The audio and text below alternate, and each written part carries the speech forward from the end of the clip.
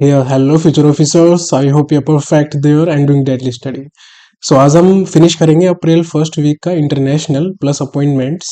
और जो इसका लास्ट लेक्चर रहेगा अप्रैल फर्स्ट वीक का, उसमें हम defence, science, acquisition, science and tech, sports वगैरह ये सब कवर करेंगे। और साथ ही साथ में एक इम्पोर्टेंट डिटेल मैं आपको बता दूं, एक न्यूज़ है कि जो स्टेट्स का पूरा न्यूज़ रहेगा April first week, second, third and fourth week का, वो हम सबसे एंड में करेंगे, स्टेट्स की न्यूज़ और डेज की भी। क्योंकि स्टेट्स काफ़ी कंफ्यूजिंग होती है, और अगर स्टेट्स को आपने अभी करना शुरू कर दिया तो कहीं ना कहीं आप कंफ्यूज हो जाओगे। सो मैं एक डिटेल्ड नोट्स बनाऊंगा अलग से सेपरेट, जिसमें आपके लिए आसानी रहे इसको याद करने के लिए। तो वो मैं आपको सेंड करूंगा एक डिटेल्ड लेक्चर में, सेपरेट स्टेट्स का और डेज का अलग से। स्टेट्स का अलग रहेगा और डेज का अलग रहेगा, और उसके नोट्स भी मैं प्रोवाइड करूंगा। और हमारा जैसे ही हर एक वीक का कंप्लीट सेशन फिनिश होता जाएगा, मैं आपको वीकली पीडीएफ प्रोवाइड करूंगा, आप उसका प्रिंट आउट निकलवाना। और वो नोट्स फॉर्म में है तो नोट्स मत बनाना, अपना टाइम खराब मत करना नोट्स बनाने में। सो ये इंपॉर्टेंट इंफॉर्मेशन है जो कि I wanted to tell you all. अब हम शुरू करते हैं। सो आज का अप्रैल इंटरनेशनल फर्स्ट वीक का कंप्लीट है ये। और यहाँ पर जिन स्टूडेंट्स ने अभी तक नेशनल पार्ट वन नहीं देखा, तो यहाँ जाके आप देख सकते हो। ये पार्ट वन है, यहाँ पर पार्ट सेकंड है। एंड देन आरबीआई की कंप्लीट न्यूज़ है अप्रैल फर्स्ट वीक की, और बैंकिंग की कंप्लीट न्यूज़ है अप्रैल फर्स्ट वीक की। सो अब चलते हैं नेक्स्ट स्लाइड पे। सो यहाँ पर हमारी फर्स्ट न्यूज़ शुरू हो जाती है। तो डब्ल्यू ने, जो कि वर्ल्ड हेल्थ ऑर्गेनाइजेशन है, पूरे विश्व की हेल्थ को ध्यान में रखते हुए इन्होंने लॉन्च किया है कोवी नेट। अब देखो, नेट है, नेट से आप लोग क्या समझते हो? कोई एक जाल की तरह होता है जो हर एक चीज पे अपना कवर कर लेता है। तो वही है, एक नेटवर्क है। तो एक कोरोना वायरस नेटवर्क है। अब ये है क्या बेसिकली? तो कोरोना वायरस नेटवर्क बेसिकली ये है कि एक ग्लोबल फ्रेमवर्क है, ठीक है, जो ये एंश्योर करता है कि टाइमली डिटेक्शन हो। यानी कि जो भी कोरोना वायरस वगैरह है या उससे रिलेटेड चीजें हैं, उसको टाइमली हम डिटेक्ट कर पाए, उसको मॉनिटर कर पाए, ठीक है। और साथ ही साथ असेसमेंट कर पाए, लोगों में जो पब्लिक की हेल्थ है उसमें हम असेसमेंट कर पाए, देख पाए कि उसका इम्पैक्ट क्या हो रहा है उन पे। तो ये इस बारे में है। तो इस न्यूज़ में फर्स्ट जो हमारा पॉइंट है वो इम्पोर्टेंट है कि कोविनेट किसने लॉन्च किया है। तो याद रखना, वर्ल्ड हेल्थ ऑर्गेनाइजेशन है, इन्होंने लॉन्च किया है। और कोविनेट इज कोरोना वायरस नेटवर्क, एक ग्लोबल फ्रेमवर्क है ये। अब हम आते हैं सेकंड पॉइंट पे। देखो, ज्यादा हम न्यूज को एग्जैजरेट नहीं करेंगे, टाइम खराब है। तो जितना एग्जामिनर चाहता है और जितना एग्जाम में आता है तो उतना ध्यान रखो, बस बहुत है। अब ये जो कोविनेट है, ये इजी करता है अर्ली एंड एक्यूरेट डिटेक्शन को। भाई, जो सार्स कोव 19 है, यानी कि severe acute respiratory syndrome corona virus 2, इसकी फुल फॉर्म भी देख लेना, ध्यान रखना। तो डिटेक्ट कर पाए कोरोना वायरस को, या फिर middle east respiratory syndrome corona virus, या फिर कोरोना वायरस और पब्लिक हेल्थ। तो अलग अलग कैटेगरीज में दे रखी है। तो कैटेगरीज इंपॉर्टेंट नहीं है, इंपॉर्टेंट बस यही है कि डब्ल्यू ने क्या लॉन्च किया है, कोविनेट लॉन्च किया है। बाकी बस ये थोड़ा बहुत समझ लेना, याद करने वाला नहीं है नीचे वाला पॉइंट। अब यहाँ याद करने वाला ये पॉइंट है कि कोविनेट ने, हाँ, अभी जो कोविनेट है इंक्लूड्स 36 लेबोरेटरीज। अब स्टेटमेंट बेस्ड क्वेश्चन में आ सकते हैं कि हाउ मेनी लाइक लेबोरेटरीज इन कोविनेट। तो याद रखना 36 है, फ्रॉम 21 कंट्रीज। सो 21 देशों से 36 लेबोरेटरीज को इंक्लूड किया गया है कोविनेट के लिए, अक्रॉस 6 डब्ल्यू रीजन्स। तो डब्ल्यू के रीजन होते हैं, तो टोटल मिला के 6 रीजन है, 21 कंट्री है, 36 लेबोरेटरी है। और ये जो 36 लेबोरेटरी है, इसमें से 3 लेबोरेटरी इंडिया की है, ये इंपॉर्टेंट है। कौन कौन सी है? CSSIR नीरी, जो कि चेन्नई में है। इसकी फुल फॉर्म आप देख सकते हो गूगल पे, बट वो इंपॉर्टेंट है नहीं, बस इसका आप नाम याद रखो। तो CSSIR नीरी, जो कि चेन्नई में है। ICSR नीव NIV जो कि पुणे में है, और THSTI जो कि फरीदाबाद के अंदर है। ठीक है। WHO जो कि 1948 में बना था, इनके डायरेक्टर जनरल कौन है? हमारा हमारे टेडी भैया है, टेडी घबराया, यानी कि टेड्रोस गैब्रियस। तो आप इनका नाम ऐसे याद रख सकते हैं कि टेडी घबराया, WHO को देख के। ठीक है। सो डॉक्टर टेड्रोस गैब्रियस क्या नाम है इनका? ना ऐसे ऐसे नाम होते हैं कि नाम लेने में भी ना जबान कांप जाती है। खैर, हेडक्वार्टर इनका जेनेवा में है WHO का, जो कि स्विट्जरलैंड में है। सो ये डिटेल थी पूरी इस न्यूज़ के बारे में, और ये खबर यहाँ पर समाप्त होती है। अब हम चलते हैं अगली न्यूज़ पे। ये बहुत अच्छी न्यूज़ है, मुझे काफ़ी अच्छी लगी, क्योंकि कुछ गिने चुने बिलियनियर्स होते हैं पूरे वर्ल्ड में, तो पता तो चला कितने बिलियनियर्स हैं इंडिया में, कितने वर्ल्ड में है। तो India 10 richest people in Forbes world's billionaires list 2024। तो यहाँ पर फोर्ब्स जो काफ़ी फेमस है अपने पब्लिकेशन के लिए, जो कि बिलियनियर्स वगैरह की लिस्ट जारी करते रहते हैं, इन्होंने वर्ल्ड बिलियनियर्स लिस्ट निकाली है। पूरे संसार में कितने कितने बिलियनियर्स कौन कौन है, जिसमें से सावित्री जिंदल जो मैम है वो इंडिया की रिचेस्ट वुमेन है। ये 4th नंबर पे आप देख रहे होंगे, सावित्री जिंदल मैम है। तो ये इंडिया की 4th रिचेस्ट है, और वैसे देखा जाए तो विमेन में सबसे रिचेस्ट है। अब इस पूरी न्यूज पे आते हैं डिटेल्ड। अब न्यूज यहाँ पर ये है कि फोर्ब्स प्लस JP मॉर्गन, अब ये दोनों याद रखना, इन दोनों का कोलैबोरेशन है, इन दोनों का संगठित एफर्ट है इस लिस्ट को जारी करने में। तो JP मॉर्गन बेसिकली बैंक है, तो फोर्ब्स प्लस JP मॉर्गन ने वर्ल्ड्स बिलियनियर लिस्ट जारी की है, जिसका टाइटल है द रिचेस्ट इन 2024। अब इस लिस्ट में ये बताया गया है कि जो हमारे बर्नार्ड आर्नोल्ट जो कि फ्रांस के हैं, जो कि CEO है लुइस विटन के, काफ़ी महंगे कपड़े वगैरह आते हैं इनके, काफ़ी कॉस्टली एक्सेसरीज आती है, आज तक तो ली नहीं मैंने, आई होप आप लोगों ने भी नहीं ली होगी, बाकी टाइम आएगा सो परचेज कर लेना। सो लुइस वुटन के CEO है, फाउंडर भी कह सकते हैं हम, जो कि है बर्नार्ड आर्नोल्ट। याद रखना कंट्री कौन सी है इनकी, फ्रांस है। ठीक है। और नाम है बर्नार्ड आर्नोल्ट। आर्नोल्ड आप याद कर सकते हो, काफी फेमस है बॉडी बिल्डिंग में।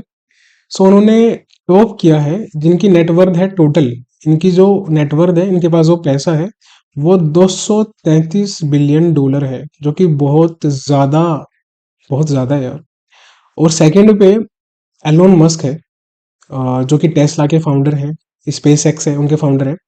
तो इनकी जो वर्थ है वो इम्पोर्टेंट नहीं है, बट सेकंड पे कौन है वो याद रखो, एलोन मस्क है।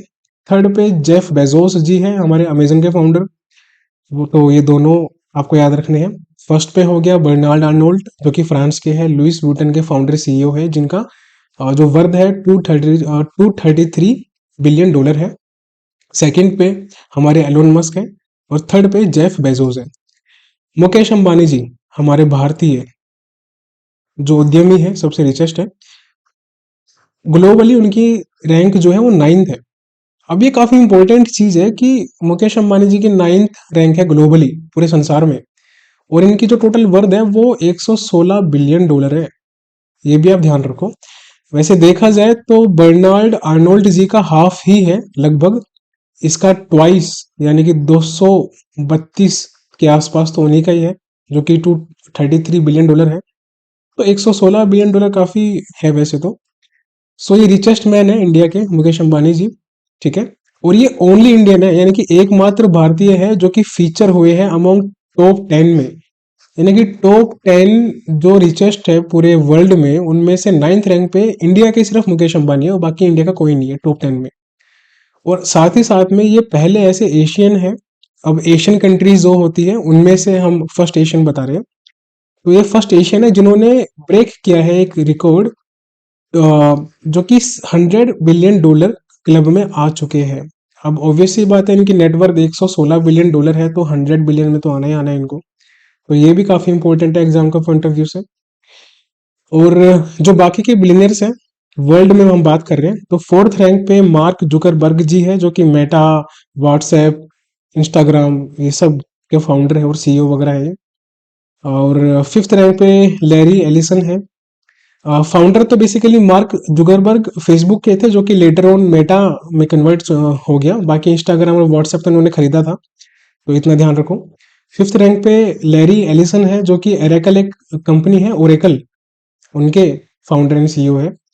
सिक्स्थ रैंक पे वॉरेन बफेट जी हैं, जिन पे मूवी भी बनी है, पिक्चर बनी है, आप देख सकते हो। सेवंथ रैंक पे बिल गेट्स जी है, माइक्रोसॉफ्ट के फाउंडर, काफी टाइम तक वर्ल्ड के रिचेस्ट रहे हैं बिल गेट्स जी। और अभी एक डोली चाय वाला के साथ भी इनकी वीडियो आई थी, यूट्यूब पे देख लेना। सो एट्थ रैंक पे स्टीव बलमार है, जो कि फॉर्मर सीईओ है माइक्रोसॉफ्ट के। और टेंथ पे है लैरी पेज, जो कि अल्फाबेट गूगल की पेरेंटल कंपनी है। ठीक, तो ये आपको सारे याद करने पड़ेंगे टॉप 10, क्योंकि एग्जाम हो रहा है डिफिकल्ट और एग्जामिनर कुछ भी पूछ सकता है, तो मेंटली रेडी रहो। टाइम दे ही रहे हो तो अच्छे से टाइम दो। बहुत इजी है, कुछ इसमें ऐसा है नहीं। आपको सबके नाम पता ही होंगे, आपने सुने होंगे। दो तीन नाम है, जैसे लैरी एलिसन है, स्टीव बोलमर है, तो इनके नाम आपने शायद नहीं सुने होंगे, तो ये याद कर लेना, बाकी आपने नाम सुने होंगे। अब हम बात कर लेते हैं भारत के हिसाब से। तो इंडिया के टॉप जो 5 बिलियनर है, इंडिया में तो टॉप 5 ही पूछेगा एग्जामिनर, पूछेगा तो इससे ज्यादा नहीं जाएगा। नाइन्थ रैंक पे तो पता है आपको, वर्ल्ड में मुकेश अंबानी जी है, $116 बिलियन की वर्थ है इनकी। ठीक है, उसके बाद 17th रैंक, ग्लोबली बात हो रही है, 17th रैंक जो है वो गौतम अडानी जी की है, लेकिन इंडिया में इनकी सेकंड रैंक है। इंडिया में इनकी सेकंड रैंक है।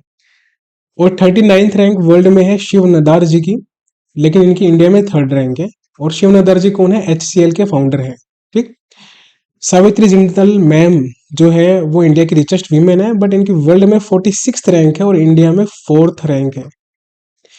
और 69th रैंक वर्ल्ड में है दिलीप सांघवी जी की, जो कि सन फार्मास्यूटिकल लिमिटेड के फाउंडर है, जिनकी इंडिया में फिफ्थ रैंक है और वर्ल्ड में 69th रैंक है। तो याद रखो, 9th रैंक मुकेश अंबानी जी की है, 17th गौतम अडानी जी की है, 39th शिव नडार जी की है, 46th and 69th Savitri Jindal and Dilip Sanghvi respectively.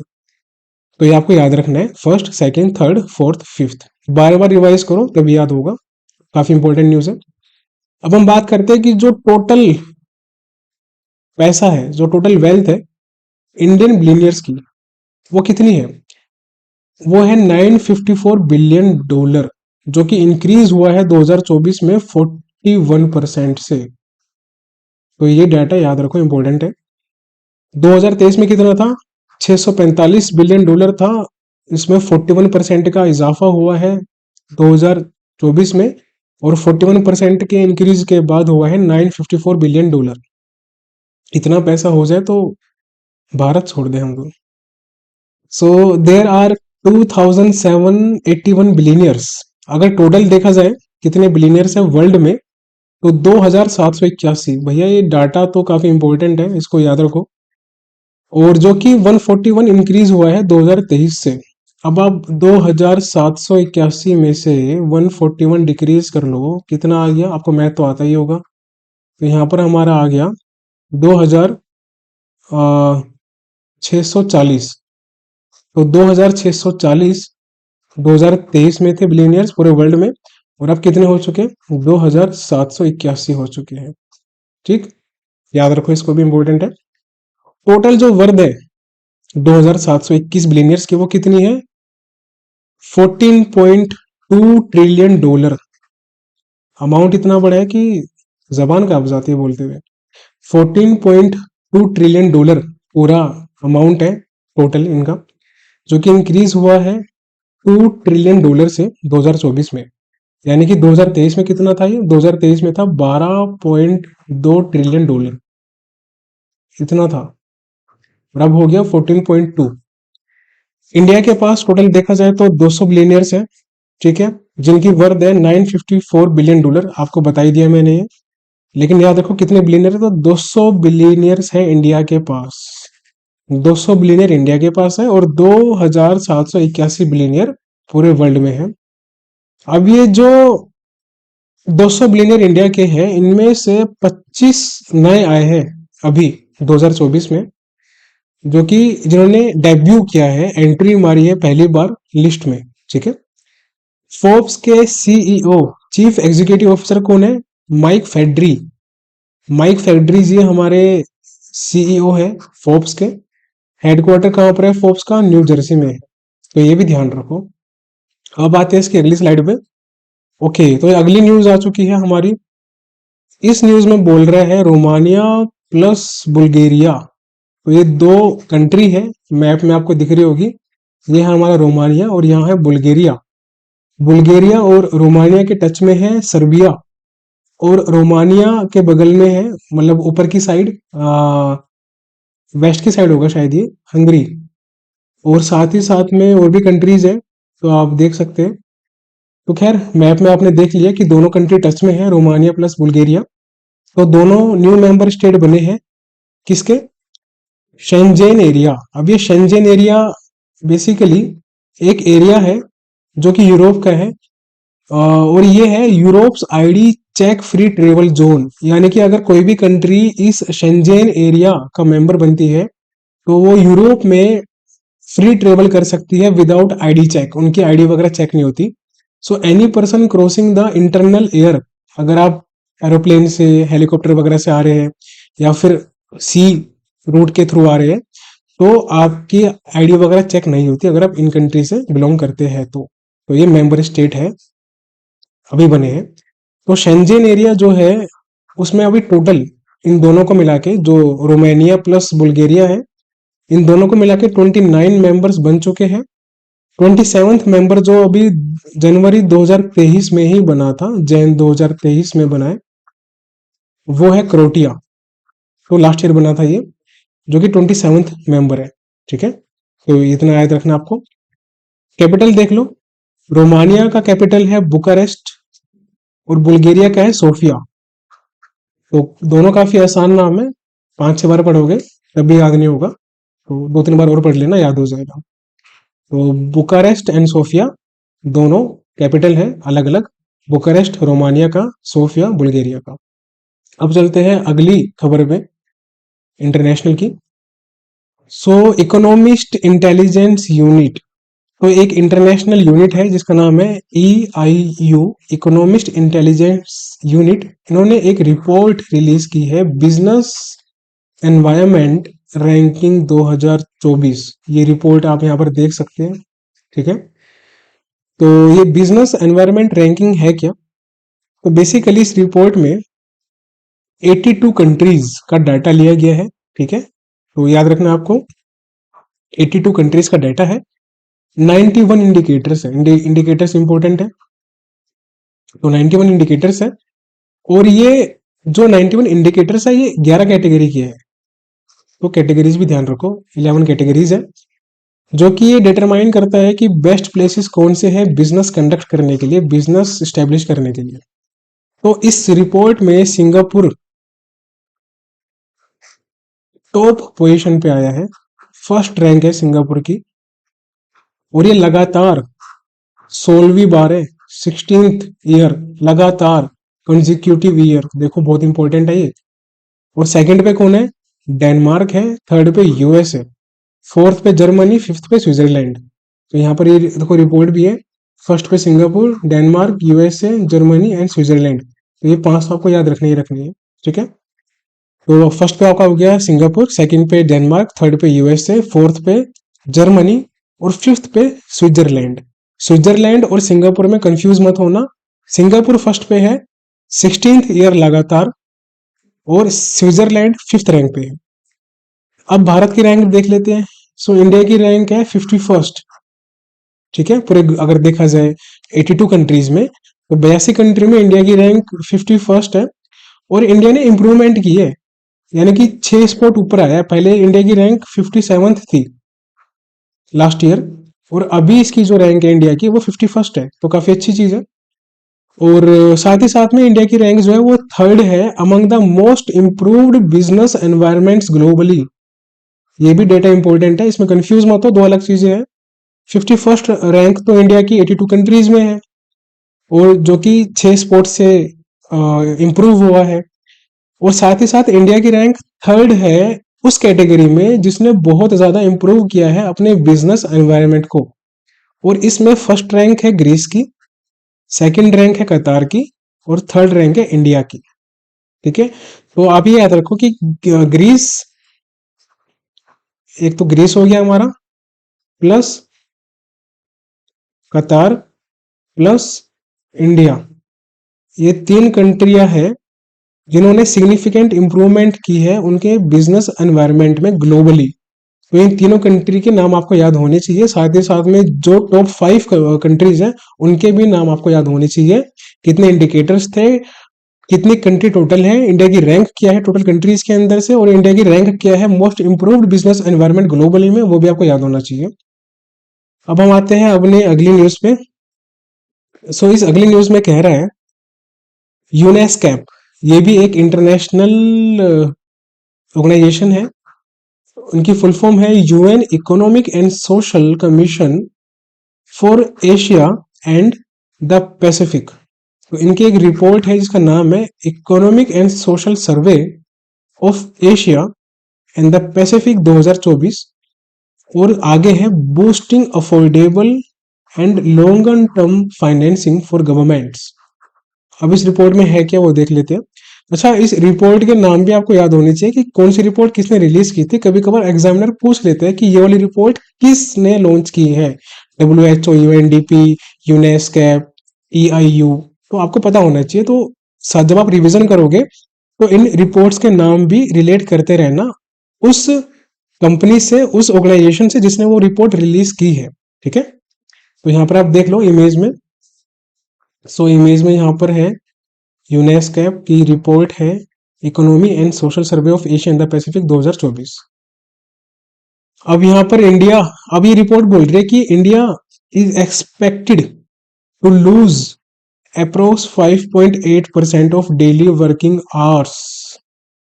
भाई इस रिपोर्ट के मुताबिक इंडिया डेली वर्किंग आवर्स के, अब देखो मान लो अगर डेली वर्किंग आवर्स आपके 12 घंटे के इंडिया में एट प्रेजेंट, तो उस 12 घंटे में से 5.8% का लॉस एक्सपेक्टेड है। कब तक? 2030 तक। क्यों? टेम्परेचर इंक्रीज होने के चलते गर्मी इतनी हो जाएगी कि आपको अपने टोटल वर्किंग आवर्स का 5.8% कम करना पड़ेगा। तो ये रिपोर्ट कह रही है India which is home to 60 crore youth. अब ये देखो काफी इंपॉर्टेंट है, आप में से मैक्सिमम बच्चों को नहीं पता होगा कि कितने यूथ है इंडिया में, तो याद रखो इंप्रेशन क्रिएट करने के लिए दोस्तों पे। 60 करोड़ यूथ है इंडिया में जिनकी एज है 15 से 24 साल। अगर आप 24 साल के हो या उसके नीचे हो तो आप उन 60 करोड़ यूथ में से हो, अगर नहीं हो तो फिर आप क्या कह सकते हैं। So required to frame policies to enhance the productivity of young labours. तो इनके मुताबिक इंडिया में 60 करोड़ युवा है, यूथ है जिनकी उम्र 15 से 24 साल है। तो इंडिया को रिक्वायर है कि वो पॉलिसी फ्रेम करे इन यूथ की प्रोडक्टिविटी को इंक्रीज करने के लिए एज अ यंग लेबर्स। ठीक है, India emerged as the fastest developing countries. Okay, तो देखो इंडिया ना basically fastest developing economy, India ने अपने आप को एक शो किया है 2023 में globally with the growth of 6.8%। तो ये डेटा मैंने यहाँ पर फीड किया है सो दैट आपको पता रहे कि इंडिया ने लास्ट ईयर कितना ग्रो किया है as a fastest developing economy में। तो 6.8% है पूरे वर्ल्ड में, तो ये आप डेटा याद रखना। अब ये आखिरी न्यूज है इंटरनेशनल की हमारी, यूएनडीपी यानी कि यूएन डेवलपमेंट प्रोग्राम, इन्होंने भी एक रिपोर्ट रिलीज की है। तो बेसिकली ना इंटरनेशनल न्यूज में होता क्या है कि 70-80% तो इनकी रिपोर्ट ही चलती रहती है, कभी यूएनडीपी की, कभी यूएन की, कभी यूनेस्कैप, कभी कोई कभी कोई। तो आपको रिपोर्ट याद करनी ही पड़ेगी, इसका कोई सब्स्टिट्यूट नहीं है। और रिपोर्ट इंपॉर्टेंट इसलिए भी होती है क्योंकि ये पूरे वर्ल्ड में क्या चल रहा है प्लस इंडिया की रैंकिंग क्या है उस कैटेगरी में वो बताती है। तो इसलिए एग्जाम के पर्सपेक्टिव से भी काफी इंपॉर्टेंट मानी जाती है। तो यूएनडीपी ने एक रिपोर्ट रिलीज की है और काफी इंपॉर्टेंट रिपोर्ट है, small islands digital states SIDS, how digital can catalyse SIDS development. यानी कि डिजिटल जो चीज है वो कैसे हेल्प कर सकती है स्मॉल आइलैंड डिजिटल स्टेट्स की, ठीक है, उनके उनके डेवलपमेंट में कैसे हेल्प कर सकती है। यानी कि highlighting the transformative potential for SIDS, कितना ट्रांसफॉर्मेशन कर सकती है वो ये रिपोर्ट बता रही है। और यहाँ पर इस रिपोर्ट की इमेज भी है, स्मॉल आइलैंड्स डिजिटल स्टेट्स, ठीक है। अब फर्स्ट पॉइंट पे आते हैं। The report follows the structure of UNDP digital transformation framework which comprises. तो UNDP का एक फ्रेमवर्क है जिसका नाम है डिजिटल ट्रांसफॉर्मेशन फ्रेमवर्क, जिसमें 5 कोर पिलर्स है। ये कोर है, करोर नहीं है, कंफ्यूज मत होना। 5 पिलर्स है इस फ्रेमवर्क में। तो पूछ सकता है कितने कोर पिलर्स है, तो 5 पिलर्स है। अब आपको ये याद तो नहीं रखने नीचे वाले पिलर्स के नाम, बस याद रखो। कनेक्टिविटी, गवर्नमेंट, पीपल, इकोनॉमी और रेगुलेशन। अब देखो इसको याद ऐसे करना है कि अगर किसी भी कंट्री में गवर्नमेंट होगी तो वो पीपल के वेलफेयर करने के लिए काम करेगी, और वो काम कब होगा, जब इकोनॉमी इंक्रीज होगी। अब जब इकोनॉमी को बैलेंस करना है तो काफी रेगुलेट भी किया जाएगा, और रेगुलेट किया जाएगा तो कैसे कनेक्टिविटी होनी चाहिए इकोनॉमी की, उस पर काम करेंगे। तो ऐसे आप याद रखो, ठीक है। Government, people, economy, regulation and connectivity. Second point पे आते हैं। SIDS यानी कि स्मॉल आइलैंड डिजिटल स्टेट्स, ये एक ग्रुप है 39 स्टेट्स का, यानी कि 39 स्टेट्स इस ग्रुप में आते हैं। साथ ही साथ 39 स्टेट्स के अलावा 18 एसोसिएट मेंबर्स है इस ग्रुप में of the UN regional commission that face social, economical, environmental vulnerabilities. ये एक बेसिकली क्या है, SIDS जो है वो 39 स्टेट्स और 18 एसोसिएट मेंबर है इसके अंदर, ठीक है। तो ये ना टाइम टू टाइम पे सोशल, इकोनॉमिकल और एनवायरमेंटल इश्यूज फेस करते हैं, तो उसको मिनिमाइज करने के लिए कैसे कैसे एक्शन लेने चाहिए और उस रिपोर्ट के मुताबिक क्या क्या चीजें इंप्लीमेंट होनी चाहिए वो बताती है रिपोर्ट ही, बाकी इसमें कुछ नहीं है सच। अब यहाँ पर UNDP के बारे में देख लेते हैं। UNDP याद रखो 1965 में बना था, और हमारा WHO कब बना था कमेंट सेक्शन में बताओ आप लोग, बिना देखे चीटिंग नहीं करना, याद है तो ही बताना है। सो UNDP 1965 के जो हमारे डायरेक्टर जनरल है वो कौन है, अशीम स्टाइनर। काफी बेहतरीन नाम है, अशीम स्टाइनर, जो कि जर्मन एंड ब्राजीलियन नेशनैलिटी के हैं। तो अगर एग्जाम में पूछे कि कौन सी नेशनैलिटी है, जर्मन ऑप्शन में हो, ब्राजीलियन हो, और फिर बोथ है तो बोथ पे लगाना। अगर जर्मन और ब्राजीलियन में से एक हो तो एक ही पे लगाना, ठीक है। और UNDP का हेडक्वार्टर कहाँ पर है, न्यूयॉर्क पे है, राइट। सो ये हमारी न्यूज पूरी कवर हो चुकी है। और WHO के हमारे DG कौन थे वो ही बताओ कमेंट सेक्शन में। ये हमारी इंटरनेशनल अंतरराष्ट्रीय खबर समाप्त होती है अप्रैल फर्स्ट वीक की। अब हम आते हैं अपॉइंटमेंट्स पे, किसको अपॉइंट किया गया है, किसको सेलेक्ट किया गया है, कौन क्या बना है वो देख लेते हैं। ज्यादा नहीं है, थोड़ी सी न्यूज है बस ये। अब यहाँ पर देखो सबसे पहली और सबसे इंपॉर्टेंट न्यूज है अप्रैल फर्स्ट वीक की, एस्ट्रिड शू मेकर। एस्ट्रिड शू मेकर भी कह सकते हैं बेसिकली हम, शू मेकर जूता बनाने वाला, मतलब टेक्निक से याद करना है आपको, नाम तो इनका काफी अच्छा है। तो एस्ट्रिड शू मेकर, जो कि हम शू मेकर बोल सकते हैं।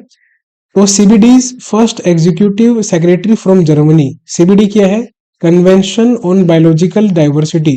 तो यहाँ पर ये है जो हमारी मैम है एस्ट्रिड स्कूमेकर, तो ये हमारी 8th एग्जीक्यूटिव सेक्रेटरी बनी है, किसकी, CBD की। तो ये नाम काफी इंपॉर्टेंट है इंटरनेशनल न्यूज के पर्सपेक्टिव से, तो इनको याद रखो आप। Astrid Schumacher CBD's first executive secretary from Germany, तो जर्मनी से है मैम, तो ये भी याद रखो कि जर्मनी से है। जर्मनी 4th रैंक पे था। अभी हमने कोई रिपोर्ट पढ़ी थी, कौन सी रिपोर्ट थी कमेंट में बताओ। और इसी रिपोर्ट में सिंगापुर फर्स्ट रैंक पे भी था, आपको इतनी हिंट दे देता हूं मैं। अब आगे देखते हैं। तो राकेश मोहन जी, ये फॉर्मर DG है RBI के, ठीक है। इनको अपॉइंट किया है वर्ल्ड बैंक ने। अब ये दूसरी न्यूज है बेसिकली, तो ये हमारी अलग न्यूज थी फर्स्ट वाली, ये हमारी सेकंड न्यूज है। तो राकेश मोहन जी जो कि फॉर्मर डायरेक्टर जनरल रहे हैं रिजर्व बैंक ऑफ इंडिया के, ये बहुत इंपॉर्टेंट है, एग्जाम में आ सकती है। इनको अपॉइंट किया गया है वर्ल्ड बैंक के द्वारा as a member in economic advisory panel. तो इकोनॉमिक एडवाइजरी पैनल है वर्ल्ड बैंक ग्रुप का, उसका मेंबर इनको अपॉइंट किया गया है। ठीक। राकेश मोहन जी ने सर्व किया है as a chief economic adviser to government of India past में, और इन्होंने साथ ही साथ एग्जीक्यूटिव डायरेक्टर की पोस्ट पर भी काम किया है जो कि आईएमएफ की है, इंटरनेशनल मॉनेटरी फंड की है, वॉशिंगटन यूएसए में। तो ये इंपॉर्टेंट तो नहीं है, बस आपको बताने के लिए मैंने डेटा यहाँ पर इंक्लूड किया था। इंपॉर्टेंट ये है कि फॉर्मर डीजी ऑफ आरबीआई कौन है जिनको वर्ल्ड बैंक ने अपॉइंट किया है as a member of economic advisory panel of the World Bank group. तो नाम है राकेश मोहन। अब इसी की न्यूज है, सेकंड न्यूज में नेक्स्ट पॉइंट है निकोलस स्टोन। ये चेयरमैन है किसके, economic advisory panel of world Bank group. तो जिस इकोनॉमिक एडवाइजरी पैनल का मेंबर अपॉइंट किया है राकेश मोहन जी को, उसी के चेयरमैन है निकोलस स्टोन। तो दोनों के नाम आपको याद होने चाहिए। थर्ड पॉइंट इसी न्यूज का, इंदरमीत गिल, ये इंडिया के हैं, ये चीफ इकोनॉमिस्ट है वर्ल्ड बैंक ग्रुप के। तो ये भी नाम याद रखो, तीनों बहुत इंपॉर्टेंट है। और जो पैनल मेंबर्स होते हैं ना इकोनॉमिक एडवाइजरी काउंसिल के, उनका जो टेन्योर होता है वो 2 साल का होता है, इतना भी याद रखो, एग्जाम में पूछ सकता है इसके साथ। सॉरी। अब देखो वर्ल्ड बैंक 1944 में बना था, और हमने भी पढ़ा भी था, शायद यूएनडीपी 1965 था if I am not wrong. तो आप चेक कर लेना एक बार, यहाँ पर देख लेते हैं हम डेटा बैक में जाके। सो हाँ, यूएनडीपी बना था 1965 में, और उसके बाद वर्ल्ड बैंक स्टेब्लिश हुआ था 1944 में। तो ये आपको ईयर्स याद होने चाहिए, काफी इंपॉर्टेंट ऑर्गेनाइजेशन है इंटरनेशनल। वर्ल्ड बैंक के चेयरमैन कौन है, अजय बांगा जी है, इंडिया के हैं, इंडियन ओरिजिन है। हेडक्वार्टर कहाँ है वर्ल्ड बैंक का, वॉशिंगटन डीसी यूएसए में। और यूएनडीपी का हेडक्वार्टर कहाँ था, न्यूयॉर्क में था, ये हमने पढ़ा था अभी प्रीवियस। अब चलते हैं नेक्स्ट स्लाइड पे। अब ये नेक्स्ट अपॉइंटमेंट है शाइनी अब्राहम विल्सन। तो ये जो शाइनी अब्राहम विल्सन मैम है, आप यहाँ पर फोटो में देख सकते हो, ये जो मैम है ये बेसिकली एक Indian track and field athlete रही है अपने टाइम पे। अपने टाइम पे कब, यानी कि 1992 में इन्होंने बार्सिलोना ओलंपिक्स में फर्स्ट इंडियन वुमेन थी जो कि फ्लैग बियरर थी फॉर द इंडियन कंटिजेंट। तो ये भी इंपॉर्टेंट है, पूछ सकता है कि कौन से ओलंपिक में फ्लैग बियरर थी शाइनी अब्राहम विल्सन जी। तो 1992 में थी बार्सिलोना ओलंपिक में, तो ये याद रखना। तो शाइनी अब्राहम विल्सन जी को नॉमिनेट किया गया है as a member of athletic commission of Asian athletic association triple A for 4 years. तो याद रखो कि एशियन एथलेटिक्स एसोसिएशन में एथलेटिक कमीशन का मेंबर अपॉइंट किया गया है शाइनी अब्राहम विल्सन जी को 4 साल के लिए। इन्होंने 4 टाइम्स इंडिया को रिप्रेजेंट किया है ओलंपिक गेम्स में, ये बहुत इंपॉर्टेंट है, ये भी पूछ सकते हैं अगर कुछ डिफरेंट पूछना चाहता है एग्जामिनर, तो ये क्वेश्चन आने के पूरे पूरे चांस है। और ये Indian track and field athlete रही है। तो यहाँ पर देखो आप ट्रैक पे जो हमारी विल्सन मैम है ये ट्रैक पे रनिंग कर रही है, so you can see here. अब नेक्स्ट न्यूज पे आते हैं। जोयश्री दास वर्मा जी जो हमारी मैम है, ये 41st नेशनल प्रेसिडेंट रही है फिक्की लेडीज ऑर्गेनाइजेशन की, FLO जिसको हम बोलते हैं, 2024-25 के लिए। तो याद रखो 41st कौन बनी है, जोयश्री दास वर्मा जी बनी है फिक्की लेडीज ऑर्गेनाइजेशन की नेशनल प्रेसिडेंट। अब फिक्की क्या है, federation of Indian chamber of commerce and industry full form है। इन्होंने रिप्लेस किया है सुधा शिव कुमार जी को। ठीक, तो रिप्लेस भी याद रखो क्योंकि काफी इंपॉर्टेंट न्यूज है ये फिक्की के बारे में। अब हम आते हैं नेक्स्ट स्लाइड पे। सो अतुल मेहरा जी को अपॉइंट किया गया है एमडी और सीईओ ऑफ एक्सिस कैपिटल, ये हमारे अतुल मेहरा जी है। काफी देखो कितने ब्रिलियंट लोग हैं, कितने अच्छी पोजीशन पे बैठे हैं। आप भी बैंक ज्वाइन करोगे तो आप भी ऐसी पोजीशन पे जाओगे, फिर हम आपके बारे में बच्चों को बताएंगे ऐसी न्यूज। तो अच्छे से मेहनत करो, अभी से लग जाओ और सीरियसली अफर्ट करो और रिवीजन करो करंट अफेयर्स का मल्टीपल टाइम्स। तो अतुल मेहरा जी को एमडी सीईओ अपॉइंट किया गया है एक्सिस कैपिटल का। इन न्यूज को रटना है आपको जितना हो सकता है। राजीव सिंघल जी जो कि एमडी बनाए गए हैं टाटा इंटरनेशनल लिमिटेड के, ये हमारे राजीव सिंघल जी है, ठीक है, जो कि एमडी बने हैं टाटा इंटरनेशनल लिमिटेड के। जुदित तुलुका, ये हमारी फर्स्ट वुमेन पीएम बनी है डेमोक्रेटिक रिपब्लिक ऑफ कोंगो। पूरा नाम याद रखना, डेमोक्रेटिक रिपब्लिक ऑफ कोंगो। कभी कभार एग्जाम में पूछ लेते हैं कि कोंगो का पूरा नाम क्या है, republic of Congo, democratic republic of Congo क्या नाम है, तो आपको पता होना चाहिए कि डेमोक्रेटिक रिपब्लिक ऑफ कोंगो है, डीआरसी है, जो कि हमारी ये मैम है। So the democratic republic of Congo appoints its first female prime minister Judith Suminwa Tuluka, ठीक है। तो इनका कैपिटल क्या है, डेमोक्रेटिक रिपब्लिक ऑफ कोंगो का कैपिटल है किनशाहा, किनशासा, किनशासा कैपिटल है। करेंसी है कोंगोलीज फ्रैंक, फ्रैंक याद रखो, और कोंगो से कोंगोलीज है तो कोंगोलीज फ्रैंक हो गया। कैपिटल है किनशाहा, ठीक है, किनशासा, नोट किनशाहा, किनशासा। सो ये हमारा हो गया। सेवंथ न्यूज देख लेते हैं, काफी इंपॉर्टेंट है। संजय नैयर जी, जो हमारे यहाँ पर आप देख रहे होंगे इमेज में, संजय नैयर जी को असोचम इंडिया का प्रेसिडेंट बनाया गया है। असोचम क्या है, associated chamber of commerce and industry of India. ये भी बहुत इंपॉर्टेंट है, एग्जाम में आने वाली न्यूज है ये सारी, जो मैं स्टार मार्क कर रहा हूँ ना, ये सारी एग्जाम में आने वाली न्यूज है, तो इनको आप अच्छे से करो, ठीक है। तो ये आपको याद रखना है। और ये जो संजय नैयर जी है, ये फाउंडर सीईओ है सोरिन इन्वेस्टमेंट फंड के, तो ये भी याद रखो, सोरिन इन्वेस्टमेंट फंड। एक बार गूगल पे चेक कर लेना, सोरिन इन्वेस्टमेंट फंड, आपको वहां से थोड़ा बहुत याद करने में हेल्प मिलेगी। सो ये हो गया हमारा अतुल मेहरा जी एमडी सीईओ एक्सिस कैपिटल के, राजीव सिंघल टाटा इंटरनेशनल के MD, Judith Tuluka first women PM of democratic republic of Congo, capital है किनशासा, करेंसी है कोंगोलीज फ्रैंक। देन नेक्स्ट पे संजय नैयर जी जो कि प्रेसिडेंट बने हैं असोचम के, और ये सोरेन इन्वेस्टमेंट फंड के फाउंडर सीईओ है। और संजय नैयर जी ने रिप्लेस किया है अजय सिंह जी को, जो कि चीफ मैनेजिंग डायरेक्टर थे स्पाइस जेट के, ठीक है, सीईओ और एमडी थे। अब लास्ट स्लाइड देख लेते हैं अपॉइंटमेंट्स की। अब्दुल फताह अल सीसी प्रेसिडेंट बने हैं इजिप्ट के। अब देखो, मैम बनी थी प्रेसिडेंट कोंगो की, और ये अब्दुल सर जी बने हैं इजिप्ट के प्रेसिडेंट, ठीक है। तो इतना याद रखो कि इजिप्ट के नए प्रेसिडेंट कौन बने हैं, तो अब्दुल फताह अल सीसी ये बने प्रेसिडेंट इजिप्ट के। कैपिटल है कायरो, इजिप्ट का कैपिटल याद रखो। करेंसी है इजिप्टियन पाउंड, पाउंड तो बेसिकली ब्रिटेन की भी होती है, तो इजिप्टियन पाउंड है। नाइन्थ पे शेफाली बी शरण, जो हमारी मैम है, यहाँ पर देखो आप इमेज में, ये प्रिंसिपल डायरेक्टर जनरल बनी है किसकी, पीआईबी प्रेस इंफॉर्मेशन ब्यूरो, जहां से ये सब न्यूज कॉपी करके आपको पढ़ाए जा रहे हैं, और जहां से हर एक कंपनी, हर एक इंस्टीट्यूट न्यूज कॉपी करता है, क्योंकि यही एक जरिया है जहां से न्यूज मिलती है। तो प्रेस इंफॉर्मेशन ब्यूरो जो है, उनकी प्रिंसिपल डीजी बनी है शेफाली बी शरण जी, और इन्होंने रिप्लेस किया है मनीष देसाई को।